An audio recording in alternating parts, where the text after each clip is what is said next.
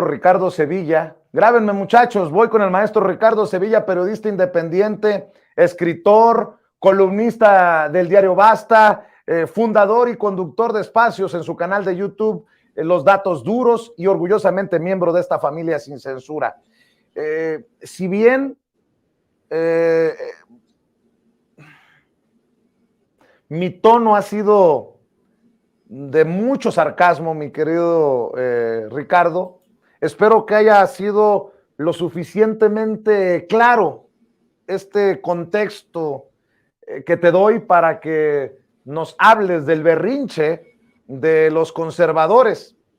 Estos conservadores que además son bien hipócritas porque nunca han abanderado la lucha de los migrantes y ahora se rasgan las vestiduras por los migrantes, y esos mismos que han elegido a los consejeros del IFE primero, INE después, a base de intereses de partido, cuestionan el método de insaculación para definir a los nuevos consejeros y a la consejera presidenta que llegará en lugar de Lorenzo Córdoba, y a quien le deseamos éxito y le exigimos ser un árbitro electoral imparcial, como no lo fueron los Ciros, los Edmundos, los Lorenzos. Mi querido Ricardo, ¿voy bien o me regreso? Mi querido Richard, ¿me escuchas? Sí, te escucho, querido Vicente, público memorioso, con atención. Y fíjate que sí, estos personajes están siendo absolutamente hipócritas. Los estoy escuchando con muchísima atención, pero no con menos pues, deleite, porque han tenido una participación terrible en las clases de actuación. La verdad es que yo creo que no estudiaron en el CEA de Televisa, estudiaron en alguna escuela patrulla, porque nadie les cree absolutamente nada. Son personajes, fíjate, yo pondría ahí también a Germán Martínez Cázares, ese personaje que siempre tiene la voz quebrada, no se le quiebra ahí cuando está con Ciro Gómez Leiva, lanzando diatribas en contra de la Cuarta Transformación y en contra del presidente López Obrador, del cual se colgó para llegar a la posición en el Senado. Me llama mucho la atención que su cuate sí, que Emilio Álvarez y Casa, que había permanecido cínico, con una postura incluso soberbia, ahora de buenas a primeras estén actuando con lágrimas de cocodrilo, como diría el cuento de Felisberto Hernández, para vender algo. ¿Qué nos estarán vendiendo? Pues bueno, nos están tratando de vender un papel que nunca cumplieron. La verdad es que estos personajes nunca estuvieron cercanos al pueblo. Ya hemos evidenciado a cada uno de ellos, a cada uno de estos personajes que usted ha visto en tribuna llorando. Los hemos exhibido a Lili Téllez, a Emilio Álvarez y Casa, a Germán Martínez Cázares, y cuáles son sus verdaderos intereses. Pero aquí lo importante, querido Vicente, público memorioso, es que finalmente el Instituto Nacional Electoral sí se tocó. Ese organismo que desde su surgimiento en 2014, antes era el IFE, estuvo secuestrado por personajes de la derecha.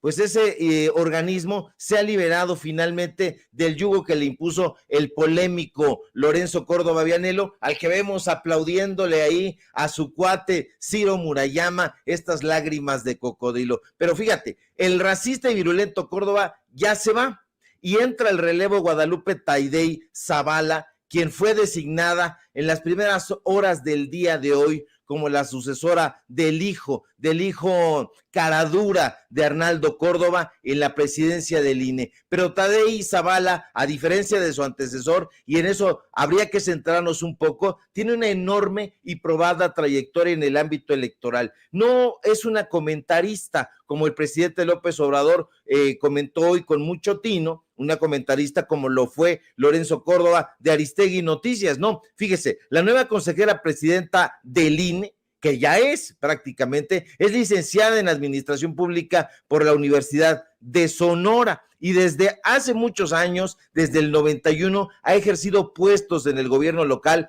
que van del Instituto Nacional de Estadística y Geografía e Informática, pasando por el Centro Regional de Cómputo de Aguascalientes, que era el Interior IFE, Ahora, entre otros puestos, también ha sido vocal estatal del Registro Federal de Electores de la Junta Local Ejecutiva del Instituto Federal Electoral. Y hasta el día de hoy fue consejera presidenta del Instituto Estatal Electoral y de Participación Ciudadana del Estado de Sonora. O sea, cartas credenciales las tiene probadas y comprobadas. Pero esa experiencia de más de 28 años en el ámbito local electoral no le importa a la oposición. A la oposición, ya sabe usted cómo son, le interesan más las críticas hueras con H e insustanciales. Como no quedó al frente del INE alguien con el perfil similar al que querían imponer los amigos de Claudio X González y de Gustavo de Hoyos, la oposición desde hoy muy temprano decidió reprocharle a Guadalupe Tadei su parentesco con personajes cercanos a la 4T. No se les ocurrió otra cosa, no tienen que reprocharle su trayectoria,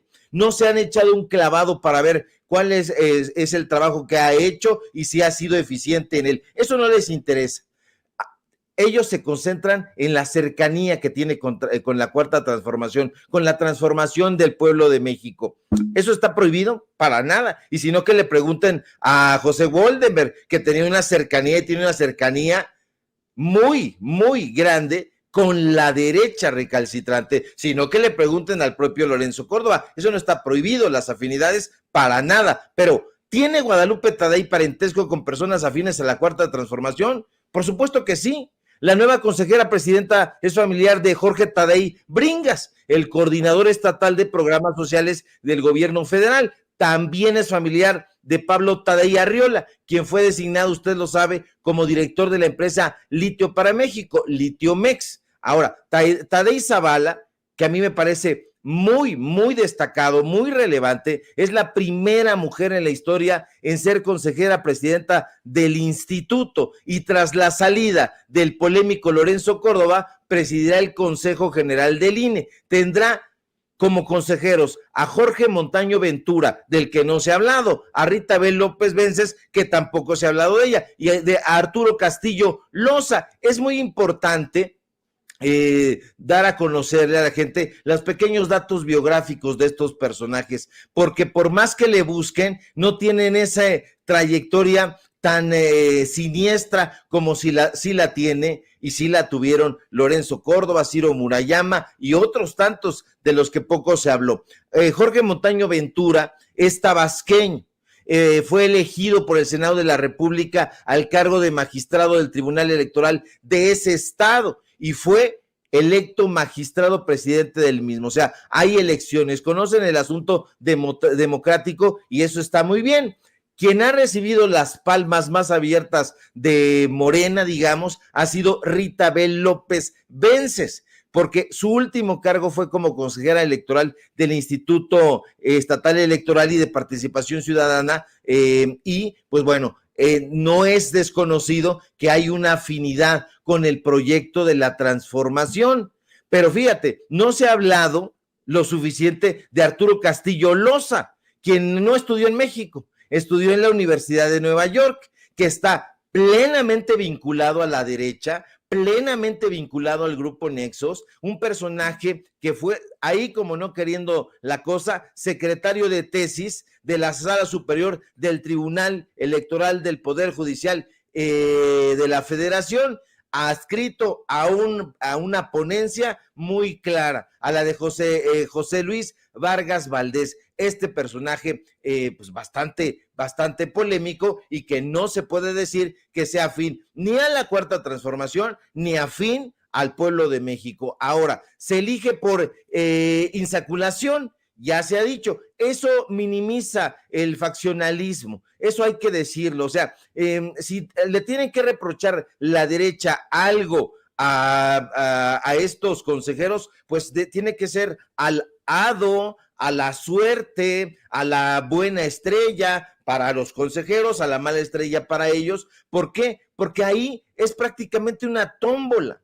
No tiene ningún sentido hacer promesas para ganarse a los grupos clave que desde luego existen. Entonces, por eso están tan frustrados. Pascal Beltrán del Río ha salido a decir, bueno, pues ya veremos el trabajo. Joaquín López Dóriga también, ya veremos el trabajo. Están absolutamente anonadados. ¿Por qué? Porque este método fue un método tradicional. Que ellos desconozcan historia, que desconozcan la historia propiamente de la democracia, pues eso es cosa de ellos. Esto, como dijo el presidente López Obrador, este método se llevaba a cabo en Atenas, en la democracia griega. Fue el método tradicional. ¿Para qué? Para lograr equidad, para que no se cargaran y se recargaran hacia ciertos grupos. Entonces, hacían